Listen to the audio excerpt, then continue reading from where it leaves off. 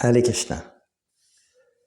En 1973, Srila Bhakti Swarup Damodar Maharaj, qu'on appelle également le Dr T.D. Singh, a écrit un petit livre, The Scientific Basis of Krishna Consciousness, les bases scientifiques de la conscience de Krishna. Srila Prabhupada a beaucoup aimé ce petit livre et il a demandé au BBT de l'imprimer. Ce livre a été traduit en français il y a quelques années sous le titre Science et Conscience. Et dans ce petit livre, Srila Bhakti Swarup Damodar Maharaj s'adresse à ses amis scientifiques, philosophes, théologiens, qui sont intéressés par l'univers. Comment s'est créé l'univers? Qu'est-ce que c'est que la théorie de l'évolution?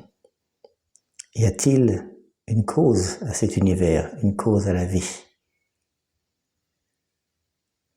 Dans ce livre, il présente tout d'abord la situation de l'être qui, en tant qu'âme, est égaré.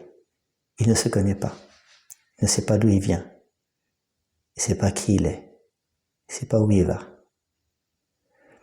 Il répond à la grande,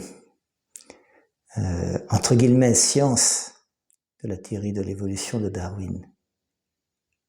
Il explique même que Darwin, dans un de ses livres, expliquait que lui-même, il avait présenté cette théorie en spéculant sur la nature des espèces.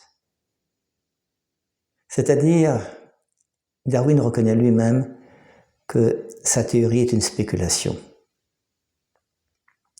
C'est intéressant pour la plupart d'entre nous, aspirants dévots de Krishna, d'essayer de comprendre quelle présentation nous donnent les Védas sur ces sujets essentiels et quelles réponses les Védas peuvent-elles apporter à la science moderne qui met l'accent surtout sur le fait de comment fonctionne le monde, comment fonctionne l'univers, tandis que la spiritualité met l'accent plus sur le pourquoi.